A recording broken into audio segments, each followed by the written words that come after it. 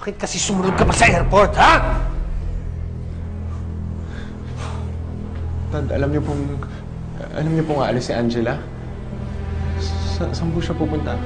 Wala ka nang pakialam kung saan siya pupunta. Pwede ba isaksak mo sa kukote mo na wala na si Angela at hindi na siya babalik? Hindi na kayo magkikita? Alam mo, dahil dyan sa kagaguhan mo, na ospital si Claire, nakunan pa. Ano ba ang dapat kong gawin sa'yo para tumino ka, ha? Ha? Ano na? Ha? Francis! Francis! Francis! Tama na nga yan. Tama na. Kahit naman magkagulo-gulo pa tayo dito, wala nang magbabago eh. Wala na ang anak ni Claire. Tama rin ang asawa mo. Save na lang natin kung ano yung mga pwede nating isave dito. Mga pagkakaibigan natin. Yung pamilya natin.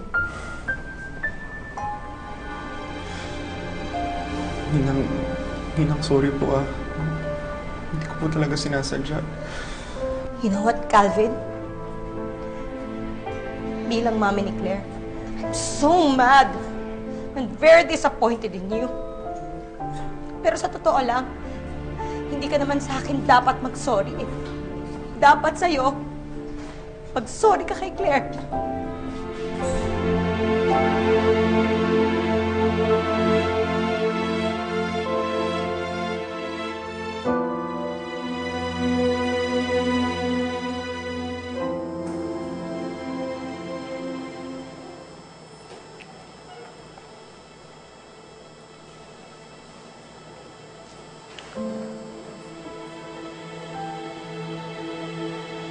Calvin?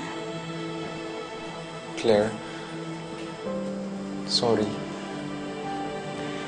Wala na yung anak natin. Calvin, sana naman pati ikaw ang mawala sa akin. Calvin, huwag mo na ulit ako iwanan. Please.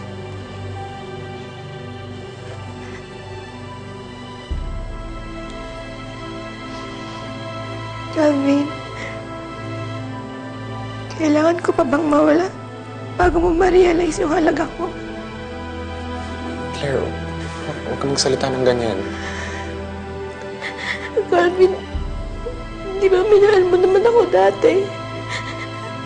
Pwede mo pa rin naman ako mahalin ngayon eh. Calvin, wala na si Angela. Umalis na si Angela, Calvin. Ako nandito pa rin ako. Hindi kita iiwanan. Hindi kita iiwanan, Calvin. Please. Huwag mo na ulit ako iiwanan.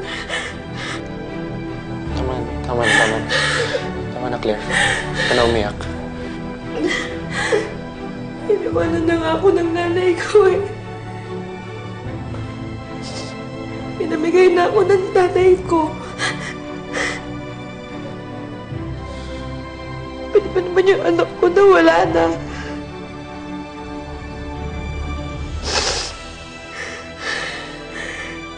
Calvin, lahat na lang ba kayo tatalikuran ako? Calvin, hindi ko kaya mag-isa. Kalimutan mo na si Angela. Ako na lang ulit yung mahalin mo, Calvin, please. Ako na lang ulit yung mahalin mo, Calvin. Calvin, kailangan kita sa buhay ko. Kailangan kita. Ako na ulit akong papabayaan, Calvin, please. Calvin. Hindi kita papabayaan. Hindi kita papabayaan. Calvin, ipangako mo sa akin. Ipangako mo sa akin na hindi mo na ulit akong iiwanan. Calvin, parehas lang naman tayo na wala ng anak eh. Hindi ba dapat tayo magkaramay dito? Calvin, babe.